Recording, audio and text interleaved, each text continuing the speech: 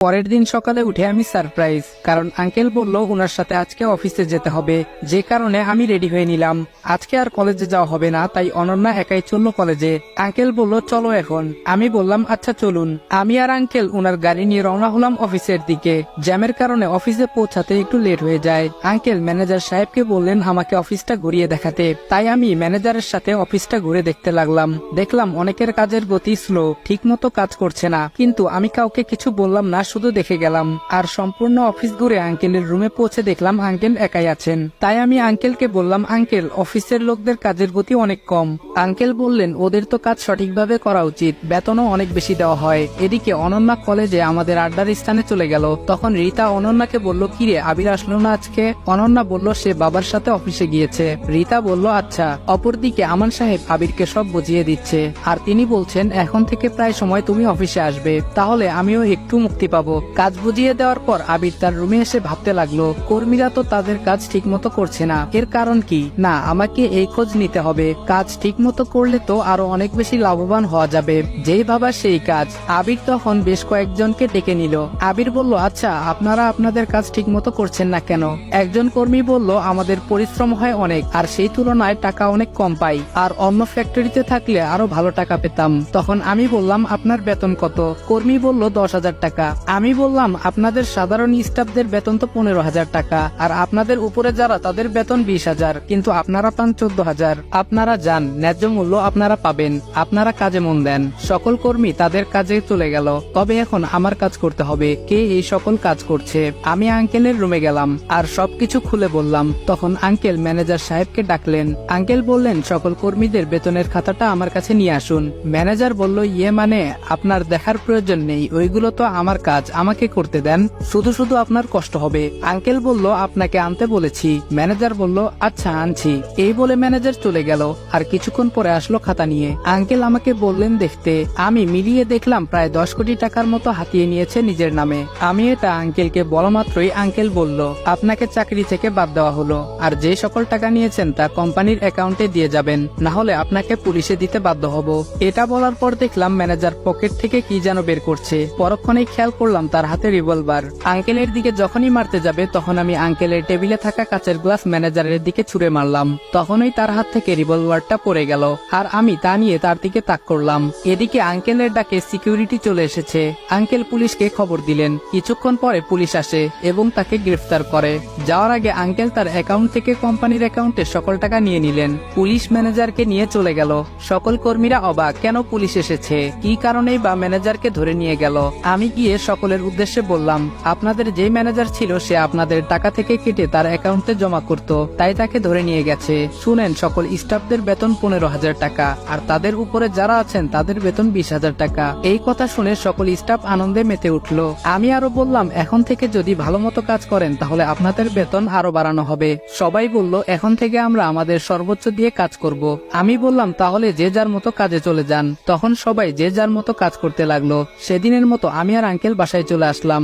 আসতে রাত হলো, তাই আমি আর আঙ্কেল ফ্রেশ হয়ে রাতের খাবার খাওয়ার জন্য খাবার টেবিলে গেলাম। আঙ্কেল বলল এখন তো নতুন ম্যানেজার লাগবে। আমি বললাম হুম। আন্টি এবং অনন্যা বলল নতুন ম্যানেজার লাগবে মানে আগের জন কই গেল? তখন আঙ্কেল সব খুলে বলল। আমি বললাম পত্রিকায় বিজ্ঞাপন দিয়ে দেই, তাহলে ম্যানেজার পাওয়া যাবে। আঙ্কেল বললেন আচ্ছা ঠিক আছে। পরের দিন আঙ্কেল একাই অফিসে গেলেন, কারণ আমি আজকে কলেজে যাব। তাই আমরা দুজন মানে আমি আর অনন্যা কলেজে গেলাম। আর কি প্রতিদিনের ন্যায় আড্ডা দেওয়া। আমি বললাম আচ্ছা তোদের ইচ্ছা কি, বড় হয়ে কি করবি? ছেলে ফ্রেন্ড 3 জন বলল আব্দুল্লাহ গ্রুপ অফ ইন্ডাস্ট্রিতে চাকরি করব। আরেকজন বলল আমার বাবার ব্যবসা করব। আর মেয়েগুলার কথা কি বলবো, ওরা স্বামীটা বসে বসে খাবে।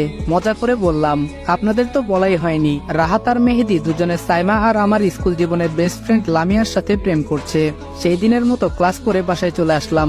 রাতের খাবার খেয়ে আমি মনে মনে ভাবতেছি ভাইয়া আমার সাথে এমন কেন করলো, আমি তো তার কিছু করি নাই, যে কারণে আমাকে বাসা থেকে বের করে দিল, তাও আবার কোনো এক মিথ্যা অপবাদে। আমি কি আর কখনোই আবার আগের জায়গায় যেতে পারবো না? সারা জীবন কি এভাবেই থাকতে হবে কোনো এক মিথ্যা অপবাদ নিয়ে? এটা চিন্তা করে চোখে পানি চলে আসলো। আজকাল নিজের চোখটাও বিশ্বাসঘাতকতা করে, না চাইলেও কেন যেন চোখের পানি চলে আসে। অনেকদিন তো হলো মায়ের সম্পর্কে জানি না, তাই আমি আমার ফুফাতো ভাইকে ফোন দিলাম, আর পরক্ষণে সে রিসিভ করলো। আমি বললাম কেমন আছোস?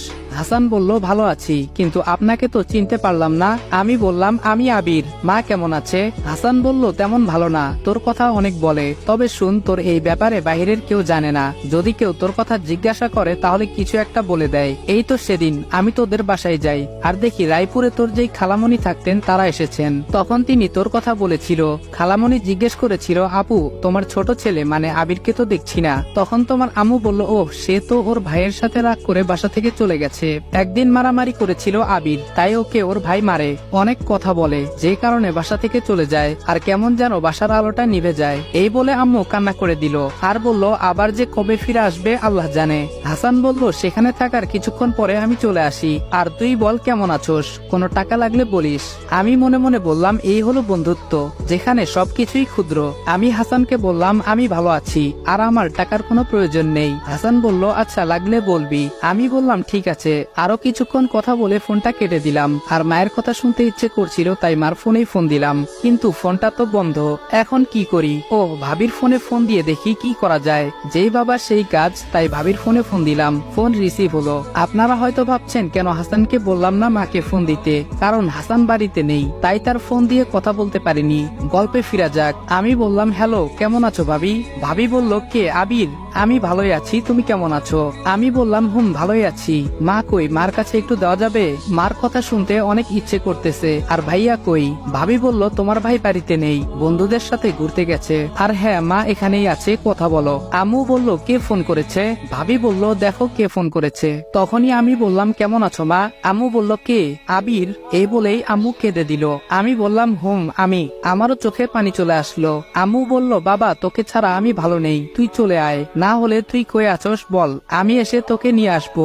আমি বললাম, না আম্মু, যে অপবাদ নিয়ে আমি এসেছি তা মিথ্যা প্রমাণ না করা পর্যন্ত আমি আসবো না। তবে চিন্তা করো না, আমি ভালো আছি অনেক। আর বেশিক্ষণ কথা বলতে পারলাম না, কারণ আর কিছুক্ষণ কথা বললে আমি নিজেকে কন্ট্রোল করতে পারতাম না। সেই দিনের মতো ঘুমিয়ে গেলাম। পরের দিন কলেজে না গিয়ে আঙ্কেলের সাথে অফিসে গেলাম। অফিসে গিয়ে আমি অবাক, কারণ আজকে সকল কর্মীরা তাদের কাজে মনোযোগী। তা দেখে আমি আর আঙ্কেল অনেক খুশি। কিন্তু এভাবে তো আর চলে না, একজন ম্যানেজার লাগবে। তাই পত্রিকায় বিজ্ঞাপন দেওয়া হলো।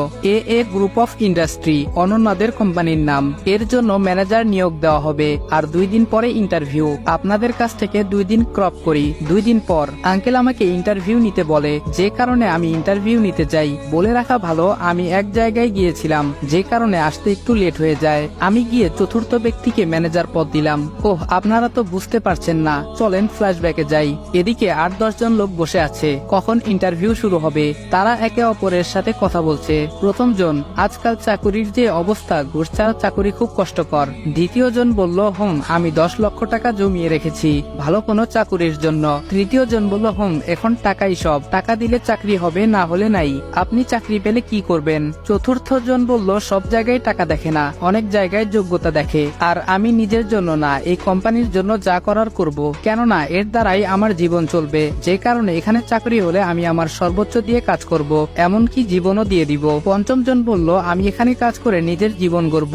আরো কয়েকজন আরো অনেক কথা বলল, আর আমি ওদের সাথে বসে ওদের কথা শুনছিলাম। তবে মাস্ক পরে থাকায় অফিসের কেউ চিনতে পারেনি।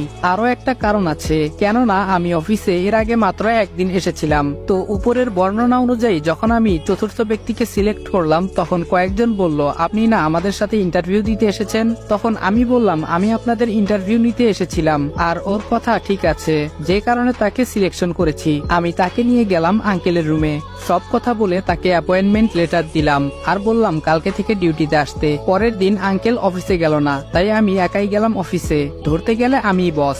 অফিসে গিয়ে আমার কেবিনে বসতেই অয়ন বলল, স্যার আসতে পারি? আমি বললাম, আসো। অয়ন বলল, ধন্যবাদ স্যার। স্যার, আমার কি কাজ করতে হবে বলেন।